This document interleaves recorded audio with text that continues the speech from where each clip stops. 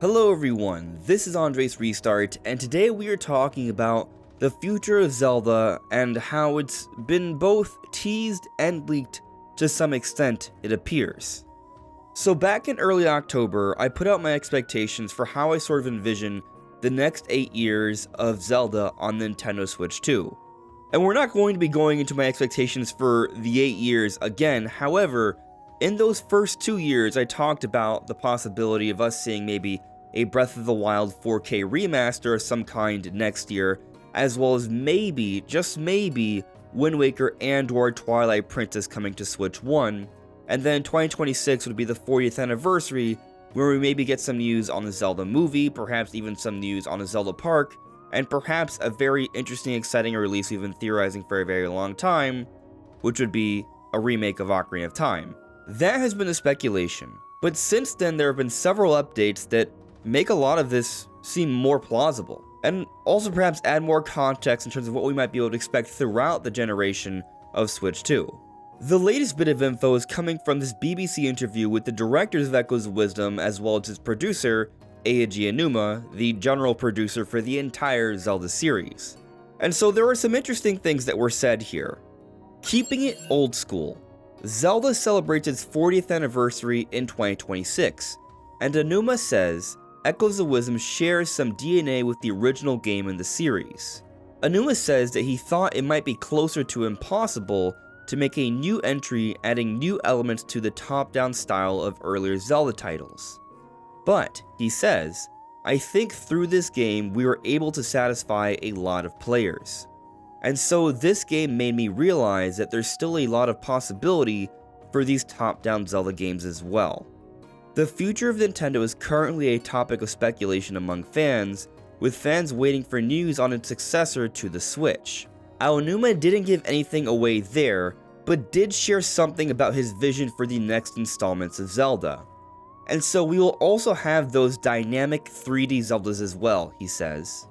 But in addition to that, we are also hoping that we can continue with these 2D top-down Zeldas. And so perhaps at first glance, when reading this through or hearing it, you might think, well, he didn't really tell us much there. We're going to get dynamic 3D Zeldas and 2D Zelda. Okay, is that really any sort of new information? Well, keep in mind this part that was said right here. And so this game made me realize that there's still a lot of possibility for these top-down Zelda games as well. So, Echoes of Wisdom is the first brand new top-down Zelda game since 2015, and that was Triforce Heroes, which not everyone even wants to count because it has a little bit of that spin-off energy because it's more of a multiplayer Zelda. If we don't want to count it, we can go back to 2013 with A Link Between Worlds. So depending on how you look at it, we had to wait 9 to 11 years for the next new 2D Zelda entry. And so considering what Aonuma just said, the producer of the series, perhaps the reason we waited so long is because for a long time, they were unable to figure out something new to bring to the table when it comes to 2D Zelda. But thanks to the new dynamic elements of the 3D Zeldas and how they were able to find a way to translate some of that into 2D Zelda, a new path has opened up for 2D Zelda, and now Aonuma is talking about how this is going to continue alongside 3D Zeldas. So the main point to be made here is that we're likely not going to wait another 9 to 11 years for the next 2D Zelda. It's probably going to be a lot sooner, and I wouldn't be surprised after what Grezzo has accomplished by making a proper new 2D Zelda entry, they're going to be trusted to make another one. And Grezzo has been trusted for some time with Zelda. They co-developed alongside Nintendo APD Triforce Heroes, which some argue is not a full-on main Zelda, but they were responsible for the remasters of Ocarina of Time and Majora's Mask. They also remade Link's Awakening. But now Grezzo can be left responsible for being the primary developer for 2D Zelda with just some overseeing from members of the Zelda team, and this would be a full-on proper 2D Zelda game. With how much focus the Zelda team has to put on the mainline 3D Zelda games now, there wasn't necessarily a dedicated developer to work on new 2D Zelda, but Grezzo has reached that level where they can. And before going forward here, let me just briefly ask that if you've gotten to this point and you do enjoy my content, to please subscribe and hit that notification bell. Now, something else that fired off some alarms in my head was how Tom Richardson, the writer of this BBC article, was pointing out how Zelda celebrates its 40th anniversary in 2026. And I have theorized that there will be a significant Zelda release in 2026 for the 40th anniversary. Next year we expect the launch of the Switch 2.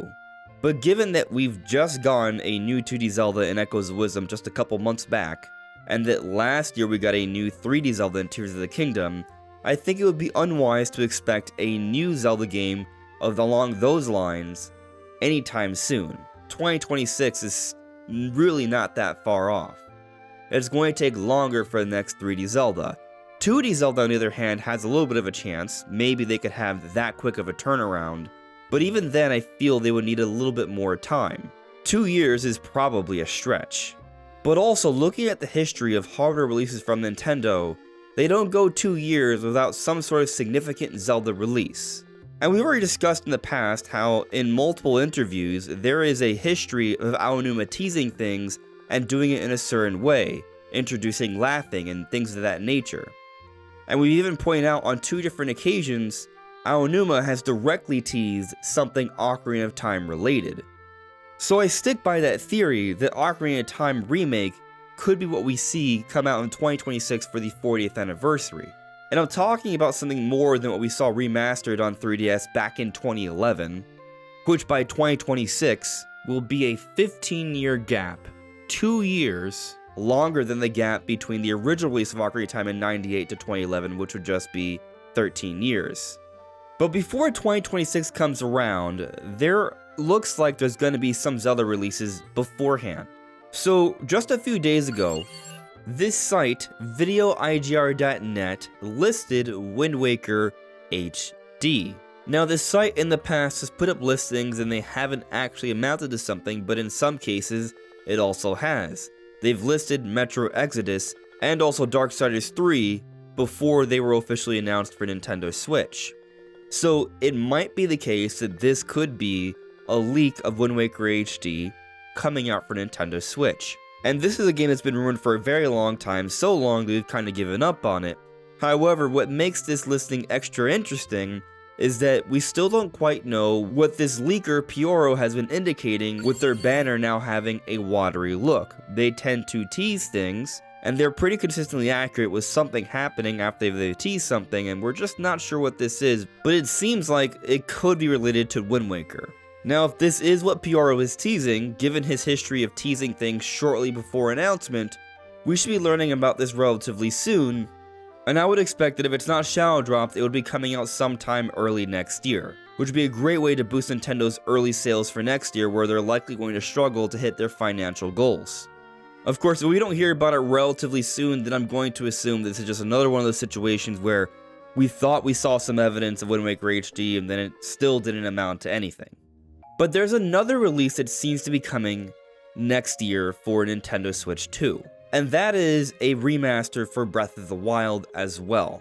And the reason for this is because a while back, Midori, who's leaked a whole bunch of things including Nintendo projects with code names, and a variety of them have already come to fruition, like Echoes of Wisdom and also Super Mario Party Jamboree, and they also leaked Xenoblade Chronicles X Definitive Edition.